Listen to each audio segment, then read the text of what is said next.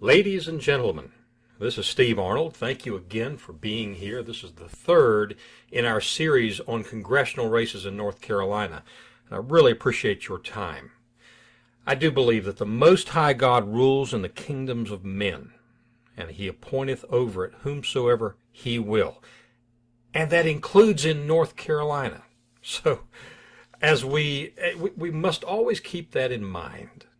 Before we start on the congressional races, I want to remind you that there will be two races on your ballot if you have a contested primary on the 7th. The race, as you know, is coming up on Tuesday the 7th. Next week, very close. There's going to be two races for you to consider. One is your congressional race, which we will be talking about in detail. Another is the Supreme Court race. There is an incumbent justice, a member, in other words, of the sitting bench, whose name is Robert Edmunds. He is a wonderful man and a great justice. He needs to be reelected. I would strongly encourage you to do so. He's, of course, not only a Republican, and I think the only Republican on the ballot. He's a conservative. He's a constitutionalist. He is a strict constructionist, which means he believes that words actually mean things, that the Constitution actually means what it was written by those who wrote it. More than that, he is also approachable. He is, I've noticed judges over the years, they have this inordinate arrogance. And Bob Edmunds is not like that. He is so humble. He is so approachable. He works a room. He's everywhere all around the state. He's been campaigning hard for this position, but he has served the citizens of the state for many, many years in different capacities. He's a veteran. He is the candidate to choose from on Election Day. And so don't forget to vote for Bob Edmunds for Supreme Court judge. But then you're going to be looking at your congressional ballot. And as I have made clear in the earlier podcast, I'm not going to talk about all of them. The Democrat districts, we'll leave to others to consider. Even though I know those Republicans running for a shot at being the nominee in those districts are doing the Republic a great service. They are tying down a Democrat who otherwise would be helping other Democrats across the country, and they are helping to educate the public on the issues of the day. So I'm not saying they're unimportant, but for our purposes, I want to look at the contested Republican primaries. And there are 8 of those in North Carolina. And most of those races are pretty easy calls when you get right down to it. Remember, you are choosing a congressman. You're not choosing a best friend. You're not trying to hire a Sunday school teacher. You're not trying to look for who you would prefer as your neighbor for the next 20 years. This is not what we're talking about. This is a congressman. They go to Washington for a term of 2 years. If they do not do a good job, it is perfectly within your rights to attempt to remove them, replace them, and get somebody there who will do it to your satisfaction. This is your duty as a citizen. So don't feel bad about that. That's exactly what you're supposed to do. I want to say that I have talked to a number of candidates. I have. And I want to let you know that if these folks don't know what their job description is, if they don't know that their job description is encapsulated in Article 1 of the Constitution, they should not be hired for this job. In fact, they shouldn't be running for this job. Let me tell you that there are candidates who are running for Congress who are completely clueless about what the job of a congressman actually is. Now, we're going to be looking at the realities as we find them on the ground in these races. Look, sometimes it's pretty cut and dried. It's black and white. But many of the times in these elections, you will find that it is not. It's not quite so easy. Sometimes you will vote for somebody. Other times, I would encourage you to vote against somebody. Sometimes you might vote for maybe the better of two mediocrities. This is what we're dealing with. But you have to deal with the hand that you're played. Now, here's the criteria that I look for. This is what I want to find in my congressman. I want somebody who will enhance liberty, somebody who will promote security, somebody who will defend sovereignty. That's what I'm looking for. In other words, a constitutional conservative, a reflexive conservative. When an issue comes up like funding Planned Parenthood, you never have to call them and worry what side they're going to be on. You know where they're going to be. When an issue comes up, for instance, tax increase, you don't have to say, oh, please, let's all call our congressman and make sure he doesn't vote for that tax increase. You know that he is going to be solid. He's a reflexive conservative. That's what you're looking for. I've asked as many candidates as I can get in touch with, many questions, but I have 4 litmus test questions that I thought would be very telling on exactly which of these candidates needs your serious consideration. Now, remember, as I said earlier, sometimes it's not always quite so black and white. Sometimes you might have to give a candidate a pass because that candidate, in spite of his error on one particular issue, might be still a whole lot better than the other candidate who is wrong on 3 or 4 or 5 or 25 issues. So always keep that in mind. We have to live in the real world. But for me, there are 4 litmus tests. You have to know the job description. If you don't know the job description and know what is in Article 1, if you're not able to believe that one of your functions is educating the public on exactly what's going on in Washington, then why are you looking for the job? Another issue is amnesty. That is a critical national security issue right now today. If there is a candidate who supports pathway to citizenship or supports legalization or supports giving amnesty in any form, then that is a serious problem from a conservative's perspective. If that candidate is not in favor of reducing government power, then find someone who is. That's basically what this election truly is all about.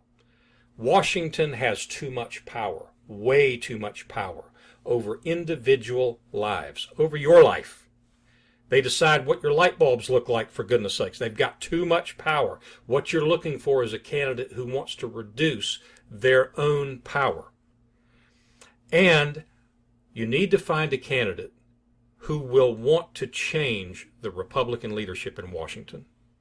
That is the question. That's a tough one because they can run on lower taxes and less regulation and eliminating Obamacare and securing the border and tough on defense. They can run on all this stuff, the same stuff you've heard year after year. If they elect leadership like McConnell, like Ryan, like Boehner, like the rest of them that are there now, then they will achieve nothing. Nothing. There must be a change in the Republican leadership.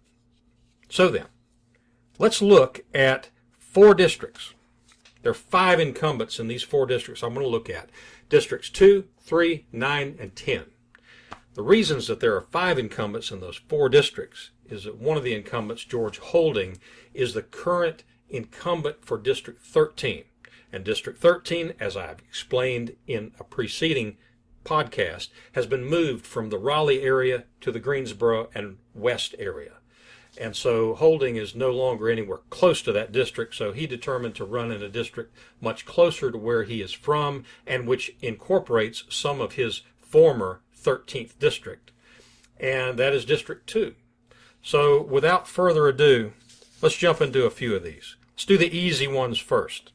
Now, District 3, I want to skip District 2 right now. Let's go to District 3. Walter Jones is the incumbent. Now, I've known Walter Jones for many, many years. He and I served together in the legislature back in the late 1980s. He was a Democrat at that time. He is a 20-year incumbent. But here are the facts on the ground.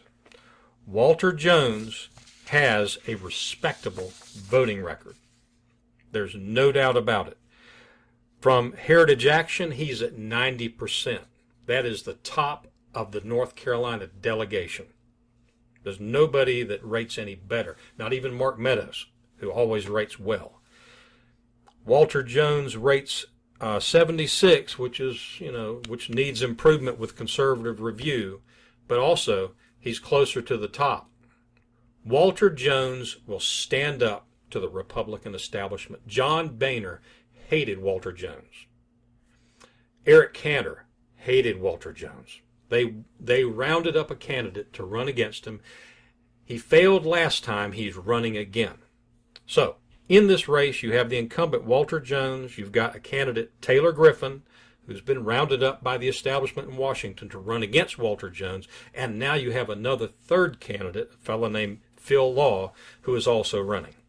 I don't know what kind of an impact Phil Law will have on the race, whether he will pull votes away from Jones, whether he will pull votes away from Griffin and divide the opposition. You don't have to have 40% plus one, remember. You only have to have more votes than the second highest finisher. Phil Law is a veteran.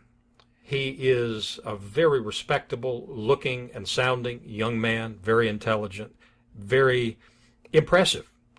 But he is not ready for the big leagues. He's just not. I've looked at his website. I've looked carefully at it. I have yet to be able to find the word amnesty. Now, he does talk about, he talks about immigration, and he uses careful legalese so as to not offend, so as to be very careful, way too politically correct. But Phil Law it's just not time. He needs to run for a local office. He needs to develop some more experience so we know what we've got going in. We're at a point where we can't guess at somebody and hope for the best. We've got to know. Now with Taylor Griffin, it's a little bit different. Taylor Griffin is being funded almost exclusively and completely by people outside of the 3rd District. Taylor Griffin's biggest fundraiser is a fellow named Paul Singer, who is a major Democrat benefactor, a big bundler, somebody who brings out the big checks for lots of folks. And his two main issues are amnesty for illegal aliens and gay rights. Singer is funding Taylor Griffin to a significant degree. Now, this ought to give pause. Walter Jones has all of the right enemies. So if you live in District 3, which is out by the coast in North Carolina, I would strongly encourage a vote for Walter Jones. Now, he has been there 20 years, and I know some of you are saying, look, nobody needs to be in Congress 20 years. Well, maybe so. On the other hand, Jesse Helms was pretty good, and he was in office for 30 years. My favorite is, of course, Winston Churchill, and he was in office for 60 years. So 20 years, okay. I understand that Walter Jones will likely be retiring after another term or two anyway, if he's not prematurely retired this time. But that's the lay of the land. You've got Walter Jones and you've got a couple of climbers. That's the way I look at it. These young men are climbers. They're looking for the next rung on the ladder. They're trying to be something rather than do something. And that is exactly what needs to be avoided. Walter Jones in District 3. District 2, that's going to be the easiest call of the night. There is no question that there is one thing that voters in District 2 who are concerned about the survival of the Republic must do, and that is defeat Renee Elmers. She is an absolute embarrassment. She has been for years.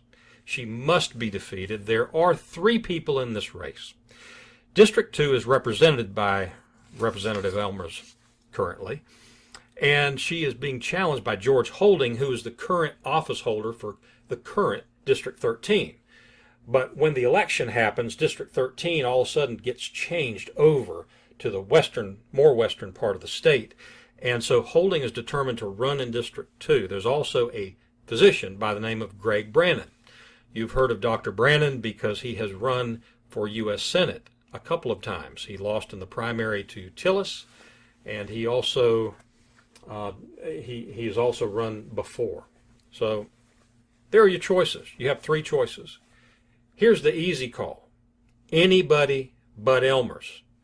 Whether or not to vote for Brannon or Holding, As far as I'm concerned, you could flip a coin. Holding hasn't set the world on fire in Congress. He has been in Congress. He is from old money around the Raleigh area. His family owns, I think they may have started, the First Citizens Bank. And they've been around a long, long time. He has only been in office a term or two.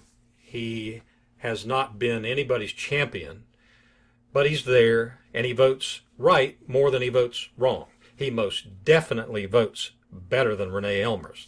It's not even a close call. If you look at Heritage Action, for instance, Renee Elmers is a big 59. That is called an F in anybody's book. Holding is at 90, right up there with Walter Jones. So it's not even close in District 2 as far as Heritage Action is concerned. With Conservative Review, Renee Elmers at 53, George Holding is at 75. So a good solid C for George in Conservative Review. But Elmers, straight Fs. Flunk. She must be sent home. One of the most telling votes that occurred with Elmers is the pain-capable abortion bill that she had in the past supported. And the exact same language then came up. This is about a year and a half ago or so. And the exact same language came up, and she was the instrumental congressman in seeing that it crashes and burns. It died because of Renee Elmers and her opposition. It's not the first time that she has turned her back on the conservatives that put her in office. She ran as a Tea Party conservative originally, and she immediately aligned herself with the establishment in Washington and has been there ever since. She is establishment through and through. So when we're talking about the critical issues, in other words, the issues of amnesty, she's wrong. Renee Elmers has voted for amnesty more than once. She's voted for Obama's amnesty. She has voted for, of course, she's consistently supported the Republican leadership. Anytime the Republican leadership needs something, she is there.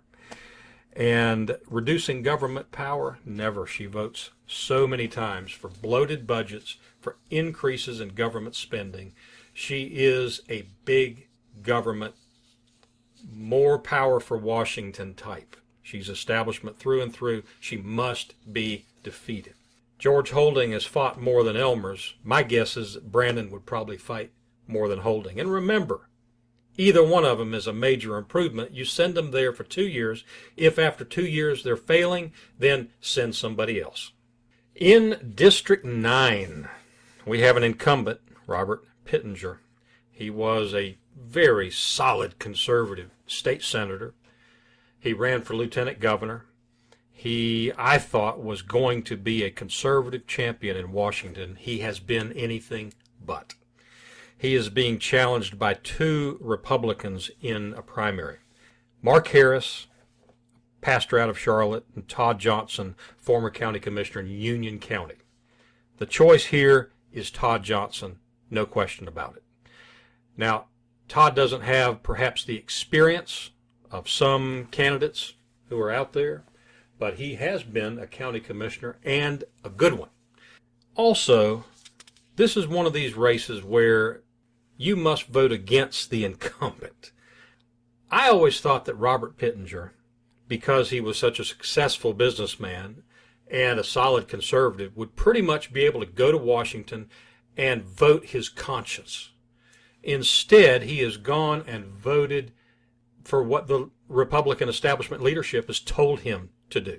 Bottom line, he has caved. Heritage Action rates him at 70. 70 is not good. Conservative Review has Pittenger at 46. That's worse than Renee Elmers. He has voted for amnesty more than once. He will tell you otherwise, but he has. He has voted consistently to increase government power. He has voted always for the Republican leadership, including John Boehner, Paul Ryan, and Scalise, and the rest of them. that are there in leadership positions where they should not be. So Pittenger, sorry, it's time to go back home and let someone else do it, and that someone else ought to be, in that particular race, Todd Johnson. In District 10, this is another easy call. Sometimes with these candidates, you don't know if they're bad or if they broke bad. If they started out good with good intentions, or if they were just always bad. This is another incumbent you've got to vote against. Patrick McHenry is a political hack. He always has been. He's like a teenage or maybe a college Republican that's never grown up. It's time to retire this guy. He has been an establishment puppet, a leadership puppet, a Boehner puppet since he's been in office, always. Now, he comes home to the district on rare occasion. He tells people about how important being a conservative is, but he doesn't vote that way. Now, the challenge is who to vote for in his stead. So as I said, remember, early on, and I know this has taken a little bit longer in this segment than I wanted to go, but this is so important. These races are critical. Patrick McHenry's saving grace is that he doesn't have, in my opinion, a very strong challenger running against him. This is called luck. If Patrick McHenry had any serious challenge, he would be in serious trouble. His rating is downright pathetic. Conservative Review, 57. 57, yeah, okay, it's better than Pittenger, but it's still pretty loud. It's still an F. It's still an F. Let's be fair with Patrick McHenry. There are a lot of congressmen in Washington who are worse than he is. But there are not a whole lot of Republicans from North Carolina who are worse than he is. And they certainly are. There are certainly some that are better. You could flip a coin on anyone running against McHenry and have a better congressman. One of the fellas, interestingly enough, is a fella who is running against McHenry. It's a fellow named Albert Wiley.